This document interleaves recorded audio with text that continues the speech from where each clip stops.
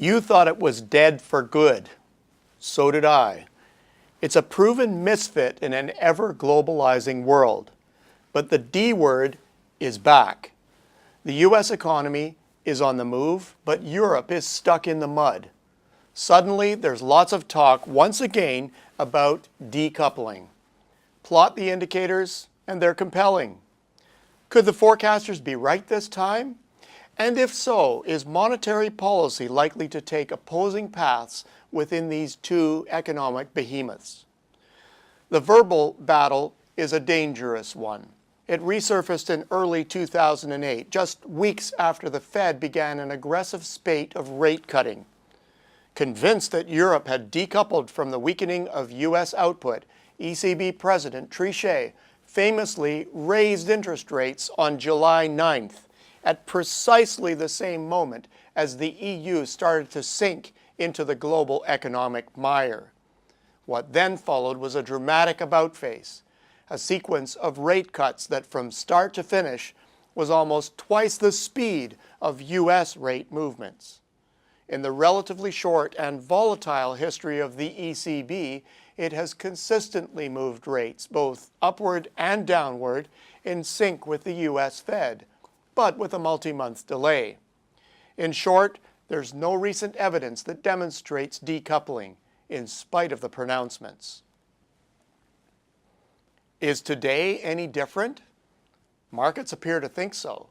Consensus expectations hold that the U.S. Fed is likely to begin a rate tightening cycle sometime in the first half of 2015, a view that has been steady now for a number of months.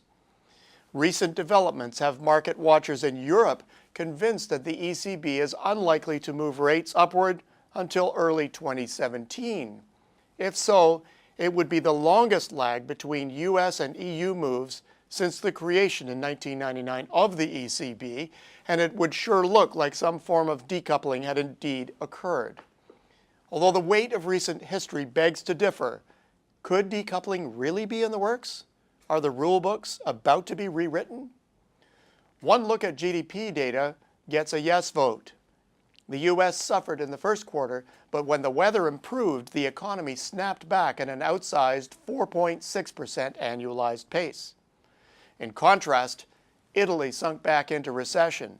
Germany posted a negative quarter in the April to June period, and all France could say was that they were stable at zero growth, literally teetering on the edge of recession.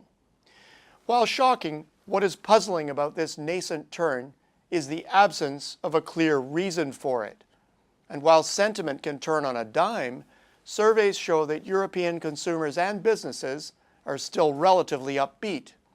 In addition, it's not as if Europe has a long way to drop.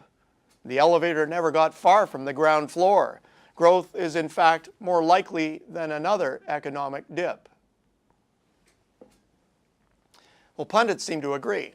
As of September, the average forecast still held that growth through the remainder of this year will revive, enough to notch a 1.2% gain next year. It doesn't sound like much compared with U.S. growth until it's compared with estimates of long-run potential growth. The OECD figures that the current rate for Europe is about 1.1%. The U.S. rate is just over twice that. If so, spare capacity is getting used up in both zones, although admittedly it's tighter in the U.S. Thus far, forecasters have both economies growing in tandem. If so, then monetary policy should take a roughly similar path. The recent extraordinary measures announced by the ECB are still only sort of contingent tools, almost as if the bank feels that ultimately they may not need to put them fully to use. Time will tell whether the two monetary powerhouses will head in opposite directions. Given the recent history of co-movement, it's hard to believe that this is the precedent-setting moment. And a limited list of reasons for divergence makes it even harder. The bottom line? For all the damage it has done to the reputations of brilliant analysts and policymakers over the years, decoupling is still in the economic vernacular.